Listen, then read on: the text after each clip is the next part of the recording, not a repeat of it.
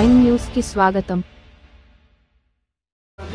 బయటకు పెద్ద వయసే కానీ తక్కువ వయసు ఇంకా దాదాపు 10-12 ఏళ్ళు బతకచ్చు అనమాట. ఖచ్చితంగా మన వాళ్ళు సుందరయ్య గారు మాత్రమే 72-73 సంవత్సరాలకి చనిపోయినాడు. మిగిలిన వాళ్ళంతా 80 సంవత్సరాలు 90 సంవత్సరాలు కూడా పార్టీ కోసం సేవ చేశారు. అంటే అటువంటి వాళ్ళ యొక్క అనుభవం, వాళ్ళ యొక్క సిద్ధాంతం యొక్క ఆటుపోటు అవన్నీ గురించి కూడా యువతరానికి నేర్పించాల్సిన బాధ్యత వాళ్ళపై ఉంటుంది. అటువంటి వాళ్ళు ఎన్ని రోజులు ఇంకా ప్రత్యక్ష ఉద్యమాలు లేకపోయినా పరోక్షంగా యువతని కదిలించేదంటారు. ఇతరులను ప్రోత్సహించే పద్ధతిలో ఇటువంటి నాయకులు ఉండడం చాలా అవసరం అనేది కూడా మనం ఈ సందర్భంలో గుర్తిస్తాం.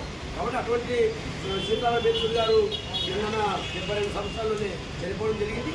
ఆయన చనిపోవడం అంటే ఒక రకంగా మనం విప్లవ పోరాటానికి, అంటే మనం ఏదైతే సమాజాన్ని నిర్మించాలో, సోషలిస్ట్ వ్యవస్థ నిర్మించాలని చెప్పి ఏదైతే లక్ష్యం అనుకున్న సాహసం అనుకున్నామో ఆశయాన్ని నెరవేర్చేదంటున్నా, సాధించేదంటున్నా తీరం లోటు ఉందని చెప్పి కూడా మనం సందర్భంగా గుర్తిస్తాము.